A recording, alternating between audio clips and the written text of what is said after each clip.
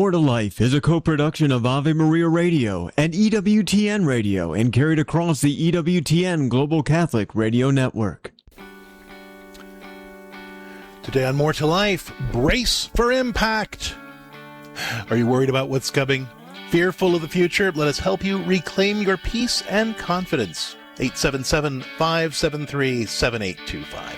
All of us want a great and grace-filled marriage, family, personal life. St. John Paul's Theology of the Body gives us a blueprint for making that happen. More to life. Happy couples find little ways to say I do every day.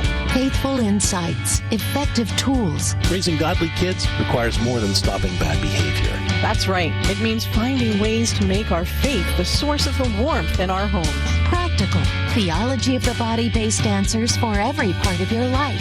God gave us our feelings. We don't have to be afraid of them. And we just have to make sure that the first thing we do is ask Him how He wants us to deal with them. The life you were meant to live through the theology of the body. More to life. Good morning, everybody. You are listening to More to Life on the EWTN Global Catholic Radio Network. I'm Dr. Greg Popchak. I'm Lisa Popchak. And today on More to Life, brace for impact. Are you worried about what's coming? Are you fearful of the future? Let us help you reclaim your peace and confidence. The number is 877-573-7825. So we're asking you today, are you worried about something bad happening to you or the people you love? Maybe you're anxious about a health issue or the choices that someone you care about is making. Maybe you're worried about a problem that you don't know how to handle, or you're concerned that things won't work out the way you hoped. If you're tired of bracing for impact, let us help you reconnect with courage, confidence, and hope in the Lord. Today on More to Life, give us a call at 877-573-7825. That's 877-573-7825. And that goes for you and the people you care about. If they are the people that are worried about the future and you're not sure how to support them or kind of help them get to a better place with all that, we are here for that too. However, that kind of fear of the future, that worry, that anxiety that we all tend to have about what's coming around the corner and how to handle it well, we are here to help you deal with that and support the people you love in dealing with that more effectively. 877-573-7825. Well, I think it's important to bring up, the other people who are worried or anxious in your life. Mm-hmm. Even if it's the person you're living with, whether that's your spouse or your parent or your child, no matter how old they are, we can have a different way of worrying than that person we're sharing our home or our life with. Oh, what do you mean? So, well, I think the two of us, all right, I was, kind of thrown into worrying very early in my life because of some traumatic circumstances. But I worry by planning. I've gotten through this now because of what we teach, but trying to plan for every eventuality 1,000 years ahead, I will be ready. Mm. But I get nervous. I vibrate on a very high level, if you would. My body does. Where you are I'm going to solve this problem. I'm going to figure out this. We even call it in the family, you're in Rubik's Cube mode. Yeah. I'm going to figure out this puzzle. I'm going to figure out my next steps. I'm going to get it done. We're both concerned probably about the same things at a particular time. Sure. But we handle it differently. And sometimes when two people are handling a concern differently, mm-hmm. that adds to the anxiety. What if they miss something? That adds to the kind of intensity of feeling, because maybe you start to feel like you're not agreeing with that person or you can't help that person. So there are elements of we've got our own fears and anxieties, and then what the other person is going through, and then what it's doing to our relationship. So we keep digging down a little farther. But we all need grace in the midst of all that, and we need to figure out how to help ourselves help the other person and not let it destroy our relationships. So if you are tired of bracing for impact and worrying about the future and being concerned about those problems coming around the corner that you're not sure how to handle or not even sure what to predict is going to happen, right? Or you're trying to help somebody who is in that place, we are here for you today on More to Life. 877-573-7825. We're really talking about the virtue of hope. That's really what, because that's the antidote for this kind of anxiety about the future, this sort of bracing for impact. We'll talk more about what hope really means and what it doesn't mean, because there's actually a lot of confusion about it. Well, it's interesting that you should say that, because that is so true. And before the show today, I was talking to our guest who will be on just a little bit later in the show, Rachel Watkins, and she was saying that her husband just kind of is okay with kind of telling himself to expect the worst, because then he's never disappointed. It's like, okay, I know that then he can be surprised by anything that goes well and just celebrate it. I mean, that's a way to do it. But that's not the kind of virtue of hope that we're talking about. So we'll be unpacking what that means. Well, and in fact, every day on More to Life, we take a look at the topic of the day through the lens of St. John Paul's Theology of the Body. And it's, perfectly reasonable to ask, how could some theology possibly help me deal with, my worries about the future? But St. John Paul, when he was Pope, asked a couple of really big questions. Basically, he said, what can Catholicism teach the world about thriving, about really flourishing as a human person, and having the kind of healthy, holy relationships that we all long for?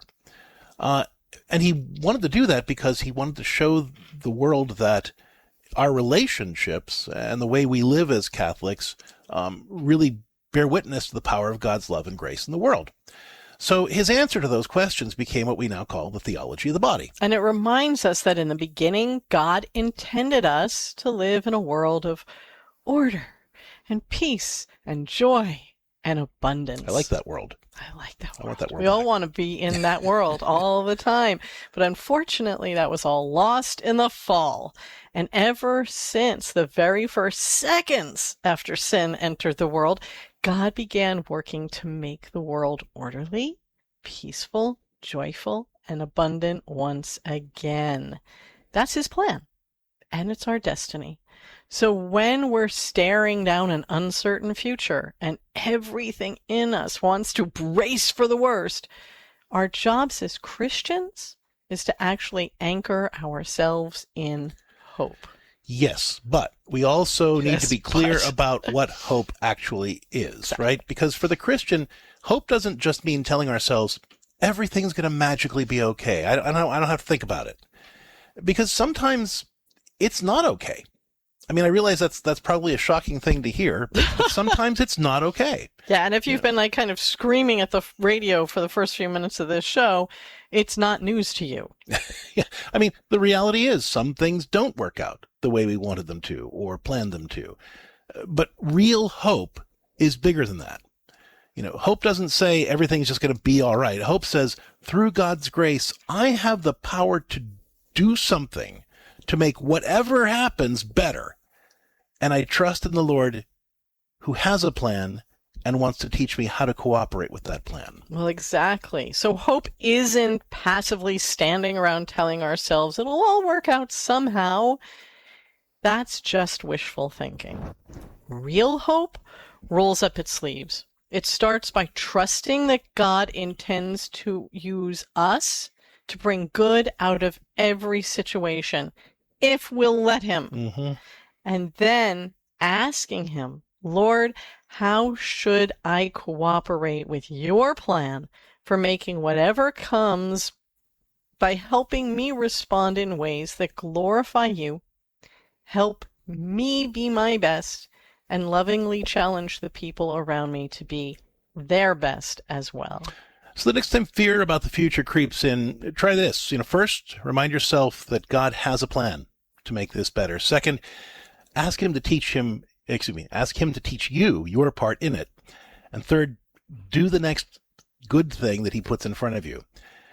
The more we can do that, the more we're really exercising true hope.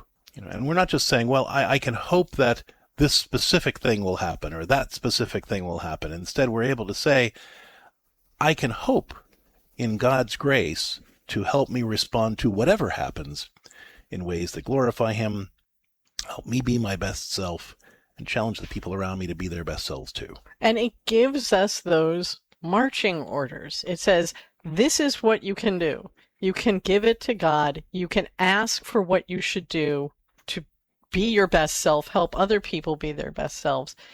And what's the next small step that I can take? Which is very empowering. It's very connecting to the power of God as well. And it's very different from standing around and just doing the wishful thinking, because wishful thinking deteriorates into worry very quickly because we don't feel a sense of that empowerment. We don't feel like there's something we should be doing. We're just hoping for the best, and that makes us feel very vulnerable. So the kind of hope we're talking about today can help you and the people you love overcome that fear and anxiety. But let's talk about how to put it into practice in your life, in your situation today. Give us a call on More2Life at 877-573-7825. That's 877-573-7825. Okay, we're going to take our concerns to the Lord, and we'll start taking your questions. In the name of the Father, and the Son, and the Holy Spirit. Amen.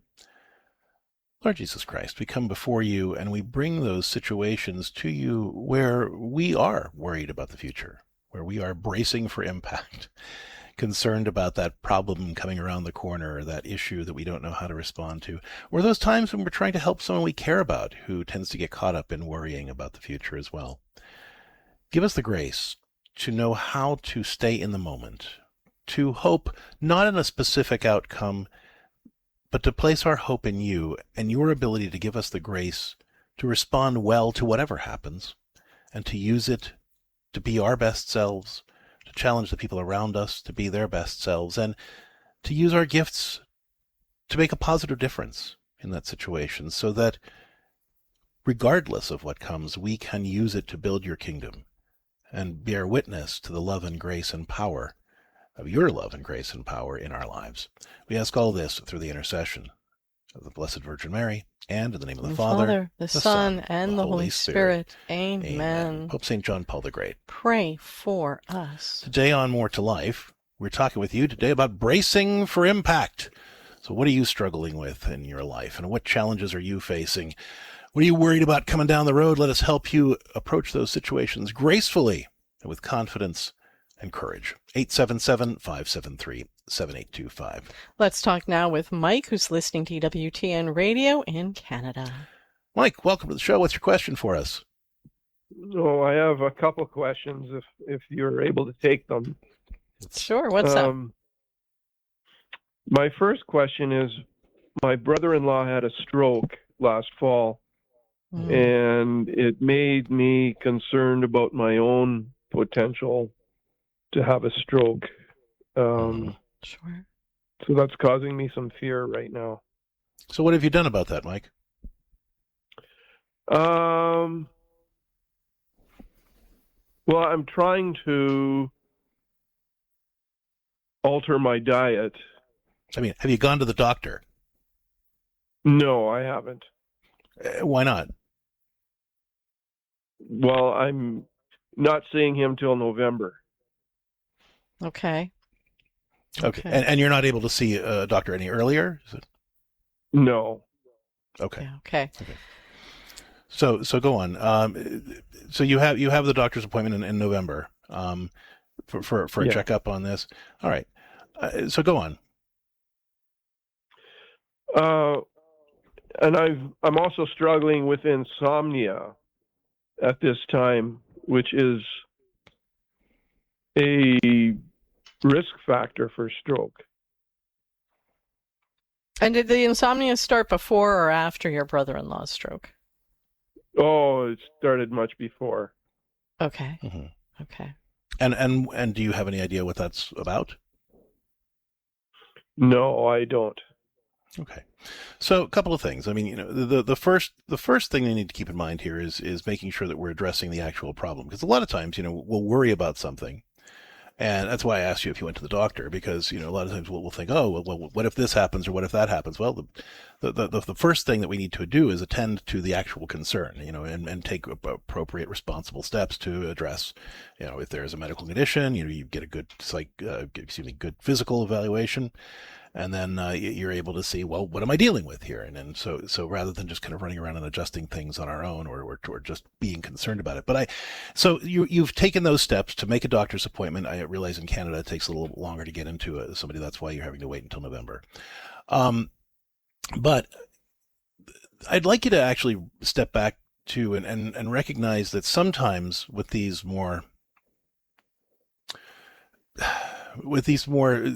seemingly obvious concerns, like, there's actually a symbolic thing behind this too, because you weren't worried about this before, right? And there aren't any new symptoms that you're having that are causing you to feel this way. Again, it's good to take responsibility and go to your doctor and check it out. And we understand your concern about the insomnia being a contributing factor, but there are also lots of others that could be part of somebody having a stroke. So it's not the one thing that's going to determine that this will happen to you. The insomnia existed before you were concerned about this too. So it says to me that there's a larger anxiety issue going on here. And a lot of times whenever we're worried, we have health anxiety, it's really about feeling out of control in other areas of our life. So by all means, check out the actual physical pieces of this. I'm glad you have the doctor's appointment. But I'd also like you to step back and ask yourself what this health anxiety symbolizes to you. If the worry about the stroke, again, it's often a symbol for, I'm worried about being out of control.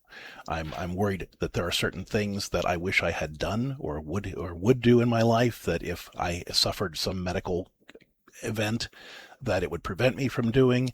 That there are things in my life or relationships that need to be addressed that I'm not. And we put that, instead of looking at those things and saying, what can I do about those things? What is God calling me to do about those things? We just sort of say, well, there's nothing I can do about that stuff. So I'm going to focus on this thing that I think I can focus on. So I can work on eating healthier, getting more exercise, taking those walks, trying to bring down my stress level. But the other things that I'm worried about seem too obtuse to know what to do with, so I just hyper-focus on one particular possibility. Yeah, which is the difference between anxiety and a concern. And I talk about this in my book, Unworried, A Life Without Anxiety. So if you were saying, you know what, my brother had a stroke, I'm concerned, I should go get it checked out. You would have a plan, you would make the doctor's appointment, and you'd be fine then. You'd say, well, I don't have any other symptoms. I don't have any immediate thing to worry about. And I'm taking responsible steps to deal with this. So now I've addressed the concern goes away. Where anxiety comes in is where it's not just about the concern.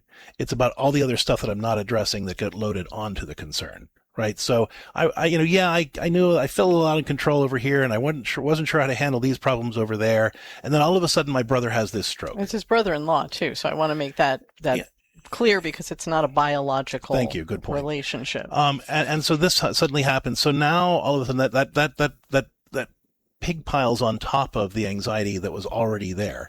And now instead of just a concern that I'm going to take reasonable steps to address, I'm going to obsess about it. And the obsessing about it usually means, especially in the presence of something I've made the doctor's appointment, I should be okay now. The obsessing about it usually means there's other stuff that's piling on to this particular superficial concern that I need to address. So that's what we need to talk about, how you begin to address this. Well, yeah, so I would really encourage you, Mike, to step back and say, what are those things that I've been letting go? What are those things that I don't know how to handle? Because that's really what the anxiety and the insomnia are pointing to.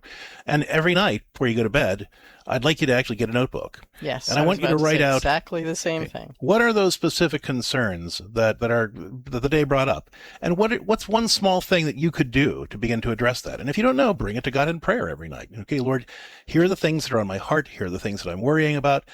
Help me to see what your plan is and what it is that you would like me to do about it. Now, resist the temptation to just say, well, God wants me to calm down about it. Right? He does, but more importantly, he wants you to do something about it. He wants you to be proactive about it. So what's one positive, grace-filled step that you could take to address some of those concerns that you've written down? Make out some kind of a plan for either, the next day gathering more information, or taking some proactive step, or having a conversation, or doing whatever it is that you need to do to address that thing. But there's a lot of research that really shows that taking some time to think, to anticipate concerns of the next day and write out possible solutions, even if we don't end up following through with them, helps us sleep better because it allows our thinking brain to say, there's a plan. I don't have to worry because there's a plan. Now, if you find that this anxiety continues to bother you, and the simple steps like writing things out, or you're not able to identify those larger concerns, all of those would indicate the need for some professional help. And if you'd like more personal assistance walking through this, don't hesitate to reach out to us at catholiccounselors.com. But I would say start here. Recognize that the health anxiety isn't just about the health. It's pointing to bigger issues in your life that you feel out of control about, or the regrets that you need to deal with, or wounds that need to be healed. Spend some time each evening doing that inventory, thinking about a plan, bringing it to God in prayer. If it persists, seek additional professional help. We'd all talk about this and more in my book, Unworried, A Life Without Anxiety. You can check that out as well. Thank you so much for the call, Mike. If there's more we can do to support you, don't hesitate to reach out to us here or at catholiccounselors.com. With that, we are taking your calls at 877-573-7825. Also responding to your emails, questions at more2liferadio.com. Today's show, Brace for Impact. As we talk about that fear of the future, that worry about what's coming down the road. When More to Life continues after the break, we'll be taking more of your questions, plus joined by Rachel Watkins. She's the developer of the Little Flowers Girls Club and mom of 11. The big family got lots to worry about. We're going to talk about how she deals with that and more when More to Life continues after this. At Glass Doctor, our trained specialists are experts at fixing foggy and cracked glass, leaving any residential window looking like new without replacing the entire window. Bring back the view of any window with Glass Doctor. Visit glassdoctor.com to request a free estimate on repairing your foggy or cracked windows. Let Glass Doctor bring back your view. Call the Glass Doctor, we'll fix your paint. Oh, yeah! Do you own popular index mutual funds or ETFs? If so, you're automatically own shares of companies that conflict with your moral beliefs. Ave Maria mutual funds are managed to conform to pro-life and pro-family values. Long-term investors can invest in the no-load Ave Maria mutual funds. The experienced professional portfolio managers make decisions based on investment fundamentals and pro-life values. You can learn more about Ave Maria mutual funds today at 866 Ave Maria or visit AveMariaFunds.com. You like pizza? Me too. And for that, we can thank our friend, Tom Monahan. First, he starts with $900 and opens one pizza shop. Then it's worldwide, thousands of shops. But all this was just a warm-up for his greatest achievement yet. He built a university. God inspired Tom to build up generations of men and women who have a hunger to reach the world for Christ. This place is Ave Maria University. Visit avemaria.edu to see what's next. When the need for senior care arises, home is where the heart is. Visiting Angels provides home care for mom or dad up to 24 hours per day, including personal care, meals, and light housework. You may select your professional caregiver with Visiting Angels. More information at visitingangels.com or at 877-374-LIVE. That's 877-374-LIVE. Visiting Angels, America's choice in senior home care.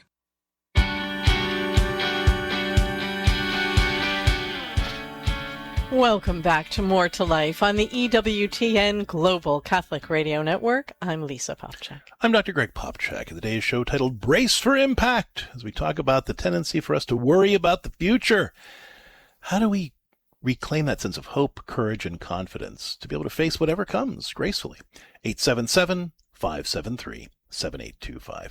Joining us right now, Rachel Watkins. She's the developer of the Little Flowers Girls Club and mom of 11. And with a big family, there's always tons to worry about. Rachel, welcome to the show. Thank you, guys. Yes, a lot to worry about. So when you get that 3 o'clock in the morning gnawing feeling and you start worrying, what have you trained yourself to do to kind of move back and calm down and move on? There is a God, and I am not him. That's the most important thing we need to remember, is that God is eternal. He is the past. He is the present now with us, holding our hand, and he is the future. He knows what he is about. That's from Cardinal John Henry Newman. Look that up. He knows what he is about. We are now.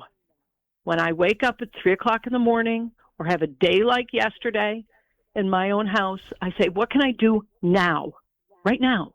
I can always say a quick prayer, whether it's Jesus, I trust you, take care of everything, or God, I'm so frightened right now with this news I've received.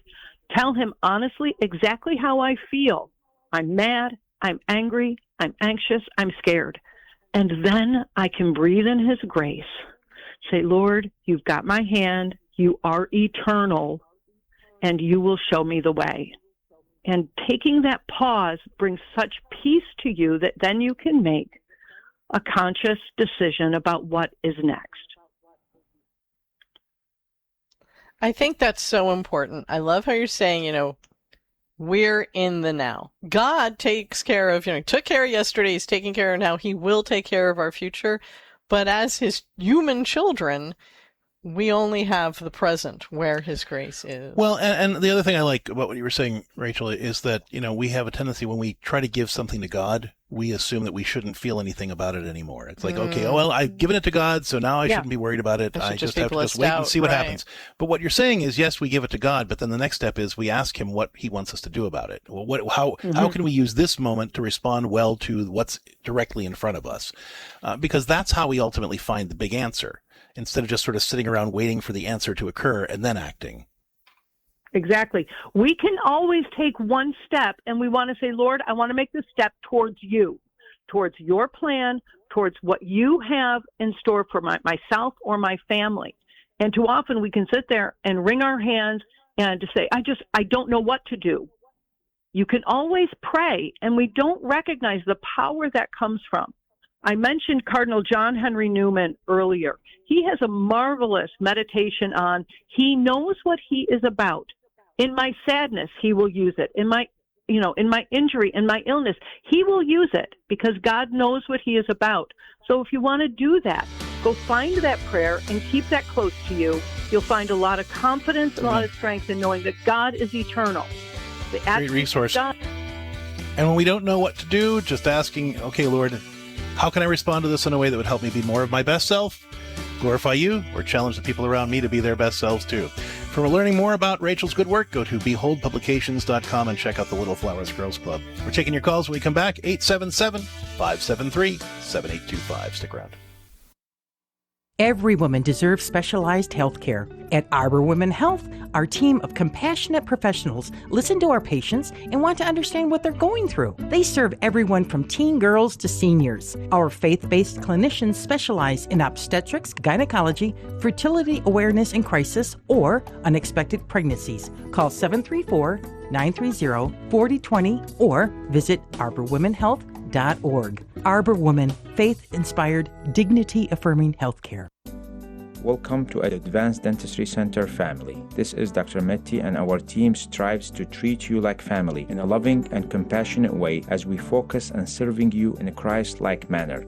We do this by emphasizing prevention and general well-being for a lifetime.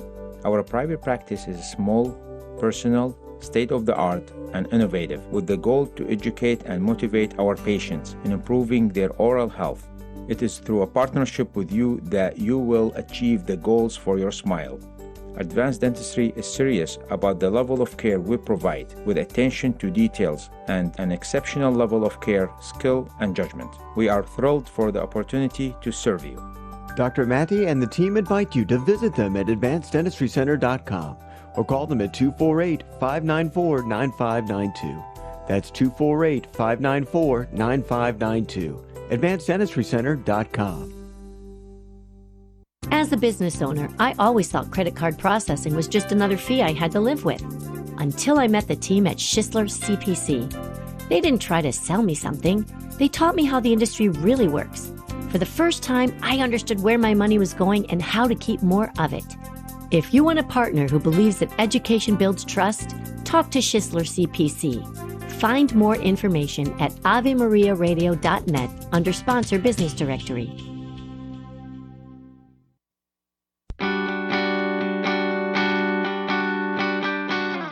Hi, I'm Dr. Greg Popchak. Have you ever caught yourself expecting the worst from someone who hasn't actually given you a reason to? Maybe you braced for criticism or the rejection or the disappointment before anything's even happened. If that's you, somewhere along the way, an old hurt quietly became your model for what to expect from people, and now you carry it into rooms it doesn't belong in. In my book, Unworried, A Life Without Anxiety, I help people see that an unhealed hurt doesn't just sit in the past. It becomes the blueprint we use to build new relationships, often without realizing it. The way out isn't staying on guard. It's letting God heal the original wound so it stops writing the script. Try this. When you feel yourself bracing for an offense, even before the other person says or does anything hurtful, take a moment to pray. Lord, help me respond to what's really going on in this moment instead of acting on what my feelings are telling me. Then choose to respond to what's actually happening instead of what you're afraid might happen. For more tips on healing old hurts, see Unworried, A Life Without Anxiety, or visit CatholicCounselors.com. Welcome back to More to Life on the EWTN Global Catholic Radio Network. I'm Lisa Popchak. I'm Dr. Greg Popchak, and today on More to Life, Brace for Impact. We're talking about those times when we give in to worry about the future and sort of put ourselves in this place where we're constantly bracing for impact, constantly worried about what's going to happen and how can I deal with it and what do I do? And you look, we all run into that. We all fall into that trap. The good news is there are grace-filled ways to respond to all of those situations and ways to have a healthy sense of hope that leads to real courage and confidence, whatever occurs. So let's talk about how to claim that sense today on More to Life. The number is 877-573-7825. 877-573-7825. You can also shoot us your questions via email. That's questions@more2liferadio.com. We do have a question that came in from Bethany, who's listening in Tennessee. She said, my 6-year-old has been struggling with a lot of anxiety since school started. He wakes up every single morning and begs me not to make him go. I try to encourage him and tell him everything is going to be okay, but it just bounces right off of him. I want to be there for him, but he gets so wound up that I end up yelling at him to try to snap him out of it. I hate that, but I just don't know what else to do. How can I help him stop being so worried every morning? All right, Bethany, thank you so much for the question. And there's a lot you can do. We're going to offer some kind of first aid suggestions here, and then also some resources to follow up in case those aren't quite cutting it. So the temptation for parents, or really for anybody, when we're working with somebody who's anxious, is to be a cheerleader, is to say, it's going to be fine. What are you worried about? It's all going to be great. You're a great kid. We tell ourselves, it's going to be fine. It's going to be awesome. And then we hear in the back of our heads the voice that says, yeah, right. Anytime we adopt that cheerleader perspective, the other person basically does that same thing. Yeah, right. They just think we don't get it. And in fact, in a 6-year-old child, they'll hold on even tighter because they want to not feel that way. But if they don't feel like you get it, they feel like they have to own it more so that you will eventually get it. And a 6-year-old is not mentally developed to the point where they can consistently connect actions and consequences. So they struggle to know what they can do to address the anxiety. They just know, I feel this way. Right. I don't have enough of a sense of self-efficacy to know that if I take these steps, I can feel better. So a big part of your intervention is going to have to be helping him identify what are those things that he's anxious about and what are some steps that he could take to address it. So there are a couple of ways to do this, okay? And since the anxiety has gotten so bad that he's waking up every morning and really spinning out, you want to start the night before. In fact, I would say that you want to do a couple of things. I would call this more of a wraparound technique because this is not just addressing the actual situation. You're creating a structure that allows you to set the stage before, that allows you to manage it during, and then process it after, right? So the first step, the before part, when he comes home from school, make sure you're taking some time to have like a collection ritual of some sort. He comes home, this is just an example, you do what works for you, but he comes home, maybe he has a snack, you sit with him for a little bit. Maybe you can even sit with him on your lap, and you're asking, so talk to me about the day. What was the best part of the day? What was the hardest part of the day? Yeah, not just how was school, because that's too ambiguous. You don't want to flood him and just make him say it was terrible or it was fine. It's too much. So you want to talk about the best parts, a challenging part, what happened in this particular thing, especially if it was something that maybe he expressed concerns about, prior to this. And the physical connection, whether he's sitting on your lap or next to you, or having that physical connection helps your body download your heart rate and respiration rate and body temperature into his body so that you can more effectively help him calm down. So what you really want to focus on that piece first, processing his stress when he comes home. If there are any challenges that he's facing, the next thing you want to do is try to look at what are some things that need to be done to handle, that he could do better to handle the situation, right? Mm-hmm. So the process here is you empathize and then redirect towards solutions. But when you're redirecting to the solutions, you're not just telling him what to do. You're helping work through with him, because it's his experience. He is the one who has to do it, how to handle things differently. So this kid was mean to you. Okay, well, that's awful. I'm so sorry that happened to you. If that were to happen again, what's one small thing that you think you could do differently? Let's figure this out. And then you can even role play it. Once you've identified some difference, it's important to role play it, not just to even have him think through it, but actually have him practice. What should he say? What are the words that he should use? What's the tone of voice he should, what's the posture he should stand? To actually have him mentally and physically rehearse the situation, whatever your solutions might be. Yeah, so the physically is going to be so important, because we all learn by practice. Just telling ourselves the minute we get under stress, it goes out the window. And certainly if somebody just tells us to do it and it didn't even originate in our own brains, it goes right out the window. So practicing, first going through with him and letting him try to come up with ideas on his own. If you have to suggest some, you check with him and see if he thinks those will work. But then you're practicing with him. Okay, this is the person who was unkind to you. This is how you're going to handle it differently. Like Greg said, even to this way he's going to stand. And practice that a couple of times at least, even if it feels a little funny to each one of you, because that's going to give him the muscle memory to say, I've done this, I know I can do this, I just have to do it now. Okay, so the second part of processing before bed, remembering these things you talked about when he first came home from school. And saying, okay, remember you told me, that here were the things that you were concerned about. And we talked about what you're going to do. And maybe you want to role play it again. And then pray together. Lord, help him to have the grace and the courage to do the things that we talked about, and help him to know that you're giving him the grace to handle everything, and that I'm here and that I love him and that we can work through anything that comes up. But you're bringing that to God. You're rehearsing the scenarios that he's most concerned about. You're having him imagine. In fact, this would be the next step after the prayer part, is have him imagine doing those things the next day. Okay, I just want you to close your eyes.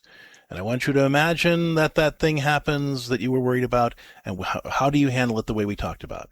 And you see it in your head, and now how do you feel about that? Okay, now let's ask the Lord to help us really do that tomorrow. So you've got that in place. The next morning, first thing when he wakes up, assume that there's going to be some anxiety to handle. So now you're processing it in the situation. So you wake him up. You don't just say, hey, time to get up. You go in, you cuddle with him for a second. Yeah. Hey, buddy, come on. All right. Now, you bring the day to God. Lord, please bless my son. Thank you for letting him have a good night's sleep. And please bless his day and help him to be able to do the things we've talked about.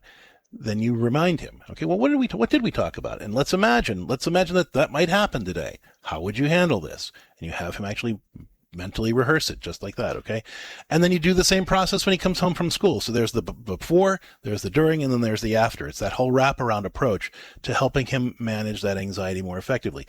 The point here is that the antidote to anxiety is not being positive. It's being proactive. It's identifying, what am I going to do about the concerns that I have, instead of just fretting and spinning out. And that can be for whatever those concerns are. So we're assuming there's something that's making him uncomfortable at school based on your question. But if it's that he's, worried about not seeing you again or just missing you, same idea. Going through that. What can we do about that when we're together? How can we make that time really special? Letting him come up with ideas, saying, okay, let's go through tomorrow's schedule and see when we're going to be together, what we're going to be doing together. So no matter what it is that's giving him anxiety about being at school, you're working through those steps once you've elicited what it is that's bothering him from him. letting him practice, reviewing it so that he knows what he's heading into, and you're empowering him to be able to deal with his anxiety. It goes much further to empower your child or anybody, ourselves, somebody we love, than it does to just empathize. Empathy is important, but empowering and practicing that empowerment goes much, much further. Now, we talk about more suggestions for approaching anxiety in our book, Unworried, A Life Without Anxiety, which really talks about how do we identify concerns and develop plans for addressing them instead of spinning out with anxiety. So that can be a great resource. It would be for you to read and take some tips to share with your son. If you find that these suggestions aren't enough and you want additional support, I'd really encourage you to reach out to us at CatholicCounselors.com. We'll hook you up with a faithful, professional Catholic counselor that can walk you through some additional steps for supporting your son and helping him develop that courage and confidence that he needs to succeed. Thank you so much for the question, Bethany. If there's more we can do to support you, you know where to find us. 877-573-7825.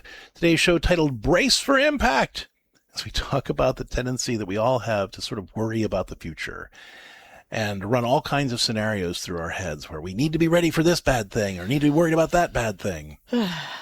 It's a constant temptation, but how do we manage all of that gracefully? 877-573-7825. You can also shoot us your questions via email at questions@more2liferadio.com. As we head out to our break, it's time for our scripture of the day. It comes to us from Psalm 31, verse 24. Be strong and let your heart take courage, all you who wait for the Lord. You know, one of the things I love about this, though, it says to be strong, okay?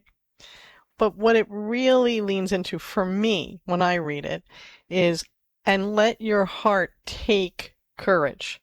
It's not saying come up with courage on your own. Who do we take courage from? From God, from the Holy Spirit, by leaning into that prayer that we've been talking about. Lord, help me to know you're here. Help me to glorify you. Help me to be my best self. Help me to encourage others to be their best selves. Be with me as I walk through my concerns. It's not just, screw up your own courage and put on your armor of God. Yes, but the armor of God is not just armor. It's leaning into God, taking your courage from him, not trying to pass some test you think he's putting you through. That's right. And really ultimately remembering that not only does God have a plan, you play a part in the fulfillment of that plan, right? So it's not just you sitting around waiting for things to play out and hoping it works for the best. It's God has a plan and he wants to use this and me to bring about his plan. So what's my part in this? And I have to discern that. And that's how I find that strength and that courage and that's what it really means to wait on the Lord, not to wait for the Lord to do whatever he's doing through this, but to wait for him and say, okay, Lord, what are my orders? Tell me how I can respond to this so that together we can bring your will out of this situation, whatever it is. 877-573-7825. As we head out to our break, just want to let you know that we are taking your calls and here to help you stop bracing for impact and worrying about those next things coming around the corner. More to Life will continue helping you cultivate hope, courage, and confidence in the face of anxiety when we come back after this. Join Guesthouse for the 68th Annual Detroit Bishops' Dinner on Tuesday, October 6th. Mass begins at 4 p.m. at Old St. Mary's Catholic Church in Detroit, celebrated by Archbishop Weisenberger, followed by a reception and dinner at the Colony Club, featuring keynote speaker Jim Wahlberg. Proceeds help support the overall health and wellness of the ordained and consecrated, regardless of ability to pay. To register or to become a sponsor, click the Events tab at guesthouse.org. That's guesthouse.org. This Ave Maria program brought to you in part by the following nonprofit. One of the greatest threats to your family isn't a disaster or a virus, but addiction. In nearly every family and every pew, someone is silently struggling. Beginning July 11th, Shalom World TV and the I Thirst Initiative present Unshackled, a powerful new series on the Catholic Church's response to the addiction crisis, bringing together leading voices to discuss real healing. Stream it free at shalomworld.org or on the Shalom World app today. God has given each of us one life to live, and caring for our health is one way we can honor that gift. At Healthy Lifetime, we help you age with confidence, fulfillment, and the ability to enjoy what matters most. That's why our personalized health coaching for aging adults is built around listening, understanding, and helping achieve your goals. Visit HealthyLifetimeInc.com/Ave Maria to sign up. That's HealthyLifetimeInc.com/Ave Maria. You like pizza? Me too. And for that, we can thank our friend Tom Monahan. First, he starts with $900 and opens one pizza shop. Then it's worldwide, thousands of shops. But all this was just a warm-up for his greatest achievement yet. He built a university. God inspired Tom to build up generations of men and women who have a hunger to reach the world for Christ. This place is Ave Maria University. Visit avemaria.edu to see what's next. Want more tips for living an abundant life through the theology of the body? Follow us on Facebook at More2Life with Dr. Greg and Lisa, and on Instagram at Catholic Counselors. Thank you for joining us today on More to Life on the EWTN Global Catholic Radio Network. I'm Lisa Popchak. I'm Dr. Greg Popchak, and today on More to Life, the show is titled Brace for Impact, as we talk about our tendency to worry about the future and always be concerned about what's coming around the corner. If you or someone you care about is falling into that trap, we are here to help. 877-573-7825. Let's talk now with Anne, who's listening in Houston right now. Anne, welcome to the show. How can we help you out? Well, as I told your screener, my little grandson, who's not quite 3.5, is autistic, a true case. He started to regress. He was in good shape until he was 2, and then started to regress, which is something that happens a lot. My son is acknowledging it at this point. My daughter-in-law isn't. And when you're saying he is autistic, has he been diagnosed with autism? Well, technically no, but if I gave you all the symptoms, he does not respond to his name. He does not answer questions. He does not ask questions. Okay. He, has outbursts. It's pretty classic. Let's put it that way. Okay, I understand. I was a special ed teacher. Okay. So I know, but my worry is, of course, for the future. He is not getting any help at this point. He has not gone through, an evaluation.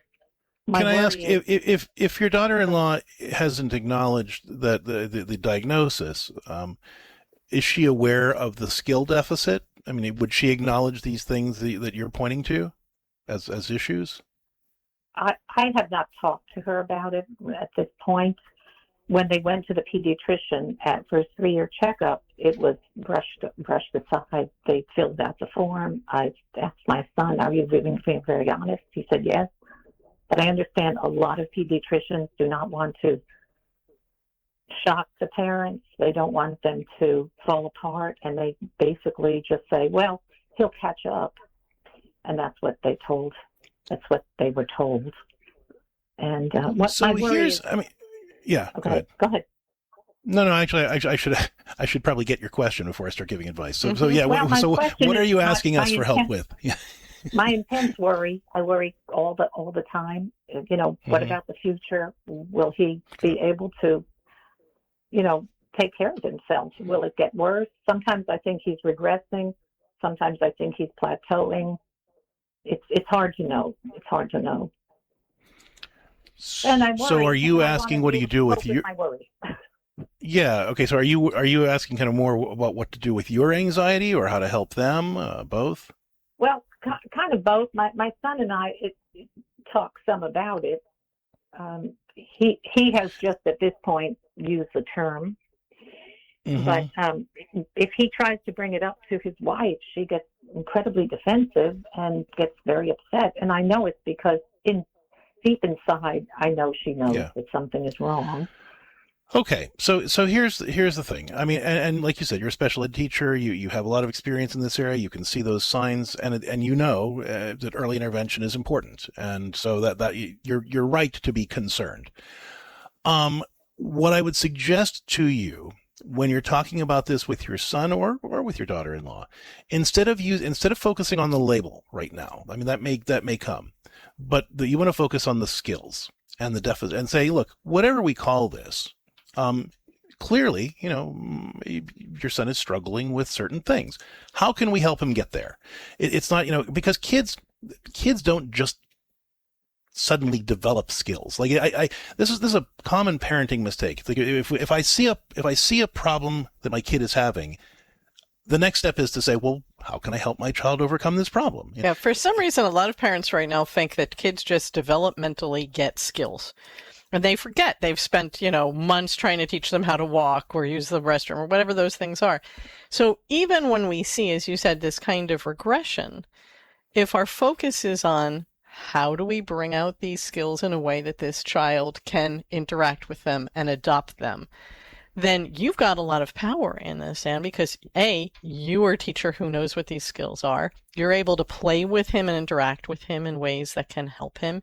You're able to make suggestions, at least through your son, about the kinds of things they can be doing at home to help him to be able to attach to these skills better. So that's going to be your first step, is working on how to get him the skills that he needs before any interventions are done, because even after he's medically diagnosed, most of the stuff that he will be helped by is done in the home. It's just somebody else teaching us how to do it. So, using labels can often provoke a defensive response. Absolutely. Right? But if we're able to say, look, whatever we call this, and even if we think that he'll grow into it, there are things we could do to really help him get there.